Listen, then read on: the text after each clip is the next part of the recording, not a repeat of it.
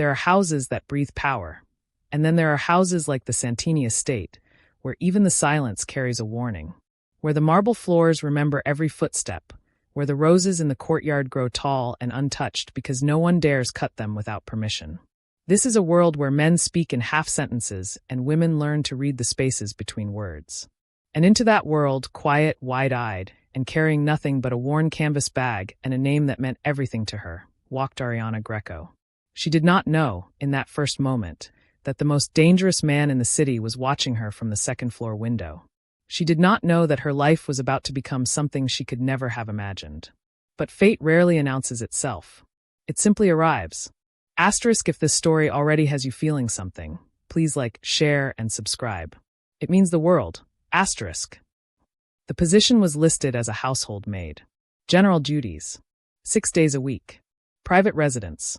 The agency had been vague about the employer's name, and Ariana had been too desperate to ask questions. Her rent was 3 weeks overdue. Her younger sister's university fees were past due. She had taken the job before the ink was dry on the contract. The iron gates opened slowly, as though the estate itself was deciding whether to let her in. She stepped through. The head housekeeper, a sharp-faced woman named Signora Bianchi, met her at the door with the energy of someone who had already decided to dislike her. "You are number 7, Signora Bianchi said, not unkindly, but not warmly either. "The last 6 left within a fortnight. The boy is particular." Ariana assumed she meant a child. A difficult child. She had handled difficult children before. Her sister had been one. She was wrong about the boy.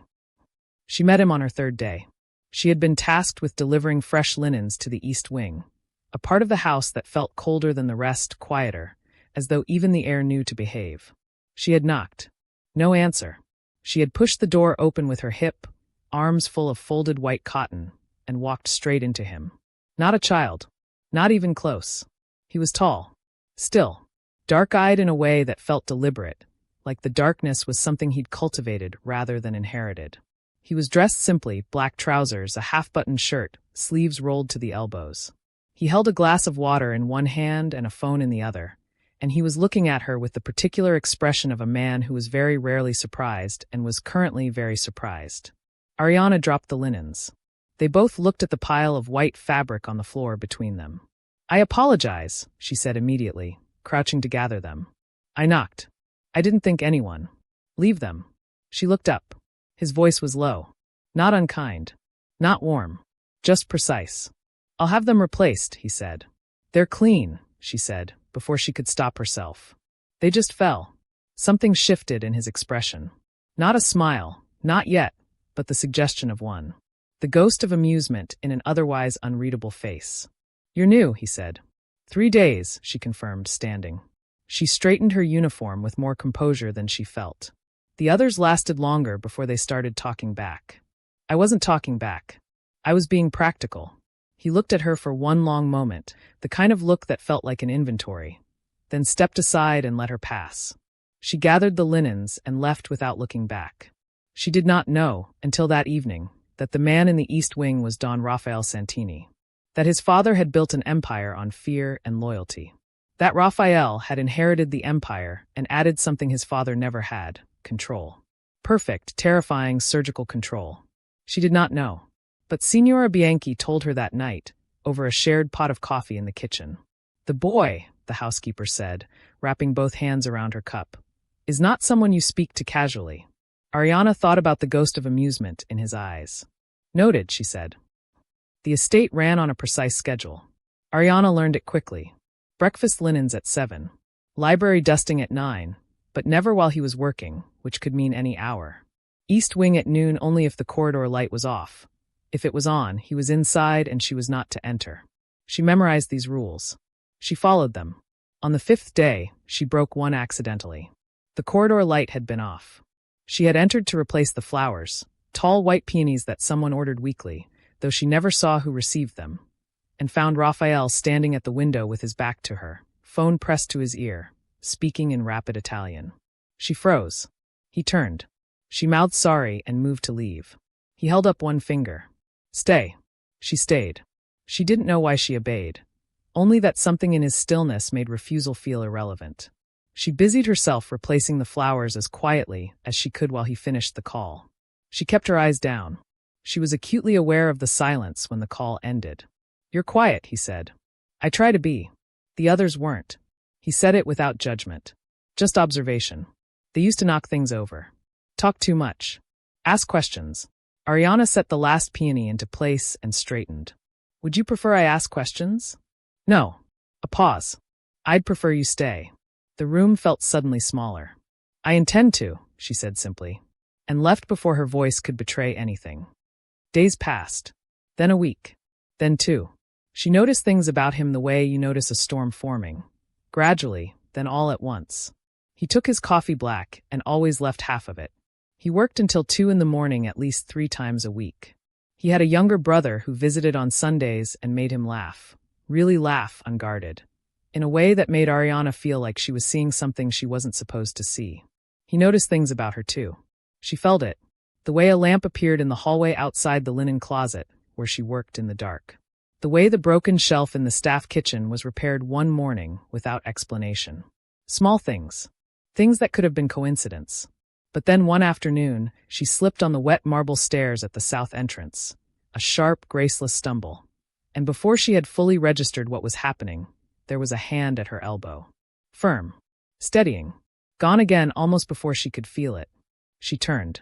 Raphael was already walking away, toward the courtyard, hands in his pockets. He did not look back. Her heart was doing something she couldn't explain. It was Marco who complicated everything. Marco was the estate's driver, young, easy-smiling, quick with a compliment. He had dark, curly hair and the confidence of someone who had never been told no by anyone who mattered to him. He started finding reasons to be wherever Ariana was. "You have a beautiful laugh," he told her one morning in the kitchen. "I heard it from the garage." Ariana smiled politely and continued folding napkins. "I was thinking," Marco said, leaning against the counter with the ease of someone who mistook tolerance for invitation. "Maybe you'd let me take you to dinner. There's a place in town. She's busy." The voice came from the doorway. Raphael stood there in his coat, keys in hand, expression neutral. His eyes moved from Marco to Ariana and back. Marco straightened immediately. "Don Santini. I know what you were doing." His tone didn't rise. It didn't need to. "The car needs to be at the gate in 10 minutes. Marco nodded quickly and left. The kitchen was silent. Raphael looked at Ariana. She looked at him. "You didn't have to do that," she said quietly. "He won't bother you again. I can handle." "I know you can." He said it simply. Factually. Without taking anything from her. "But you shouldn't have to." He left before she could respond. She stood in the kitchen alone, napkin in hand, heartbeat entirely unreliable. It was 3 weeks later that everything broke open. She hadn't meant to overhear. She had been in the corridor outside the study, waiting for the conversation inside to end before delivering the evening correspondence. She had heard raised voices, rare in this house, and then one voice cold and deliberate that she recognized. And then she heard her name. Her name, in a conversation she was never meant to be part of. Her name, attached to a warning. Attached to the word remove. Attached to the word distraction. She stepped back from the door. When Raphael emerged 5 minutes later and found her in the corridor, something in her face must have told him exactly what she'd heard. Because he stopped. And for the first time since she'd known him, he looked not calm. Not controlled. He looked afraid of what she was thinking. "Ariana. Who decides?" she asked. Her voice was steady. She was proud of that. "Who decides whether I stay or go? You. Or the people in that room?" He said nothing. And that silence, that terrible, suspended silence, was the answer she hadn't wanted. She set the correspondence on the hallway table and walked to her room. She did not run. She was not that afraid of him. She was only afraid of how much she wanted him to come after her. She packed slowly. That was the honest truth of it. She folded each piece of clothing with the kind of careful attention that had nothing to do with neatness and everything to do with delay. She told herself she was being practical. She told herself she had known, from the beginning, that a woman like her did not belong in a house like this. That marble floors and white peonies and men who steadied you on staircases were not things built to last for someone named Ariana Greco with overdue rent and a worn canvas bag. She told herself all of this. And then there was a knock at her door. Not Signora Bianchi's efficient 3-tap knock. Not Marco's casual, too familiar rhythm. One knock. Quiet. Like a question. She opened the door. Raphael stood in the hallway without his coat, without his phone, without the careful architecture of composure he usually wore. He looked, for the first time, like a man who had run out of armor. "I sent them home," he said. She waited. "The men in that room. I sent them home." He paused. "They were my father's advisors. Not mine. They said my name," she said quietly. "They called me a distraction." Yes. The honesty of it caught her off guard. She had expected denial. Deflection. The kind of smooth, practiced reassurance that powerful men kept ready for moments like this. Instead he said, "They're right." She blinked. "You are a distraction," he said. "You have been since the third day. Since you told me the linens were clean and looked at me like my opinion on the matter was irrelevant." Something moved through his expression, something unguarded and a little helpless. "I have not slept a full night in 3 weeks. I find reasons to be in rooms I have no business being in. I had a lamp installed in a corridor I have never once used myself." The silence between them was enormous and warm. "I know what I am," Raphael said. "I know what this house is. I know what my name costs the people around me." He looked at her directly, no performance in it, no strategy. "But I will not let them remove you. Not for their comfort. Not for anyone's." Ariana's hands were trembling slightly. She pressed them flat against her sides. "You should have told me," she said. "I know. I thought you were ashamed of it. Of noticing me." "I was terrified of it," he said. "That's different." She looked at him for a long moment. The worn canvas bag sat half-packed on the bed behind her. The corridor light was on. Every rule she had memorized about this house felt, suddenly, like instructions for a life she no longer wanted to follow. "I'm not leaving," she said. The relief that moved through his face was quiet and total, like a storm passing. He reached out, slowly, giving her every opportunity to step back, and touched her face. Just his thumb, at the edge of her jaw. Brief. Reverent. The kind of touch that asks rather than takes. Then he stepped back. "Get some sleep," he said softly. "We'll talk tomorrow." She nodded. He turned to leave. "Raphael." He stopped. "The peonies," she said. "You order them yourself, don't you?" A pause. Then, quietly, "My mother loved them." He walked away down the corridor, and Ariana stood in the doorway watching him go, understanding, for the first time, the precise shape of the man beneath the power. 3 days of something new. Something tentative and bright, like the first warmth after a long winter. He brought her coffee, once, just once, setting it on the linen table without a word and leaving before she could react. She left a book she'd mentioned enjoying outside the study door. He read it in 2 days. She knew because he quoted a line from it at dinner that Friday, casually as though it hadn't meant anything, and then looked at her, and it meant everything. They talked in the evenings. Not long conversations, he was not built for rambling, but precise ones. The kind where every sentence was chosen, and the silences were comfortable rather than empty. She told him about her sister, about the fees, the rent, the reason she'd taken the job without asking questions. He listened without trying to fix it, which was the thing she had never expected from a man like him. "You take care of everyone," he said. "Someone has to. Let someone take care of you," he said. Not an offer. A quiet instruction. His eyes said he meant himself. She looked away before she said something she wasn't ready to say. The danger arrived on a Tuesday, without warning, the way danger always does. She was in the courtyard, the roses tall and untouched around her, when a black car she didn't recognize moved slowly past the gate. Too slowly. The kind of slow that was its own message. She didn't think much of it. Not until she went inside and found Raphael on the phone, his voice stripped of everything warm, speaking in the low flat tone she had not heard since her first week. She stopped in the doorway. He looked at her. Something in his eyes made her stomach drop. "Go to the east wing," he said quietly after he ended the call. "Don't use the south entrance today." "What's happening?" "Nothing that concerns you." "Raphael." He looked at her steadily. "There are people who believe that the most effective way to reach me is through the things I care about." A pause. "You understand what I'm saying." The courtyard roses. The slow black car. Her name was in a room full of his father's advisors. She understood. "How long?" she asked. "I don't know." "Is it because of me? Because of us?" He crossed to her in 4 steps and took her hands, both of them held firmly, like something he was unwilling to put down. "This is not your fault. These are old enemies. Old debts from a world I inherited. His grip tightened slightly. I need you to trust me. I need you to stay close and let me handle this. And if I won't stay back? Something in him almost smiled. Then I'll worry about you every second instead of only every other second. She turned her hands over and held his back. Handle it, she said. Then come back. What followed were 4 days she would never fully describe to anyone. The estate locked down quietly. Extra staff replaced by men she hadn't seen before, doors she'd never noticed now guarded. Raphael moved through it all with the terrible efficiency of someone who had been trained for exactly this.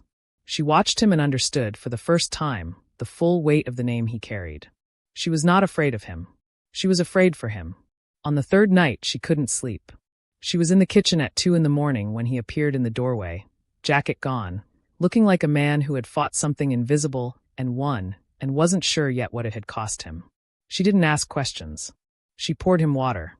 She sat across from him at the kitchen table, the same table where Marco had once smiled too easily, and they stayed there in the quiet until the tension in his shoulders finally, slowly released. It's over, he said. All of it. Enough of it. He looked at her. You're safe. The word landed in her chest like a key turning. She reached across the table and covered his hand with hers. He turned it over, laced his fingers through hers, and held on.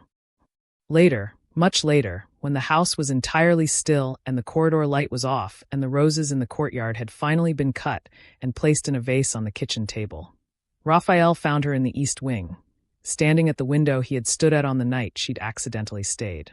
He came to stand beside her. Their reflections in the dark glass, her small and still, him tall and present. I want you to stay, he said. Not as staff. Not as something I have to protect from my own house. He turned toward her. As mine. Fully. Permanently. She looked at their reflections. That's a large word, she said. I know. He reached into his pocket. She heard the sound before she saw it. The soft click of a box opening. Not a performance. Not staged. Just a ring, plain and white gold, held in the hand of a man who had given up the armor entirely. I've been falling since the linens, he said. You told me they were clean and looked at me like I was barely worth the argument, and I thought, that's the only person I've ever wanted to be known by. Ariana felt the tears before she decided to allow them. She turned away from the window and looked at him. Really looked, the way you look at something you've been afraid to want to directly. The lamp he'd installed in a hallway he never used. The coffee left without ceremony. The book returned with a quoted line. The hand at her elbow on the stairs. The one knock on her door that sounded like a question. Yes, she said. He exhaled. Then he smiled, open, unguarded. The smile she'd only seen on Sunday afternoons with his brother, and slid the ring onto her finger with hands that were not entirely steady. He pressed his lips to her hand. Then her forehead. Then finally, so gently it almost undid her completely, the corner of her mouth did. She closed the distance herself. 6 months later, the peonies in the courtyard were blooming early. Ariana stood among them in the morning light, one hand resting lightly on the soft curve of her stomach. Still small, still new, still something she and Raphael had spent one speechless, tearful evening marveling over together. He came out with 2 cups of coffee, set one down beside her, put his free hand over hers. Neither of them spoke. There was nothing that needed saying. The iron gate stood open now. The silence in the house had changed. It was warmer, fuller, the kind of quiet that comes not from warning but from peace. Ariana looked at the roses, then at the man beside her, then at the ring on her finger catching the early light. She had walked through those gates once with nothing but a worn canvas bag and a name she was still learning to be proud of. She stayed because she ran out of reasons to leave. She stayed because he made staying feel, for the first time in her life, like the bravest thing she had ever chosen to do. And in the soft gold of the morning, with his hand warm over hers and the world quiet around them, Ariana Greco finally, fully, let herself be loved. Thank you so much for reading. If this story stayed with you, if you felt even one moment, please like, share, and subscribe. More stories like this are coming. And they're only getting better.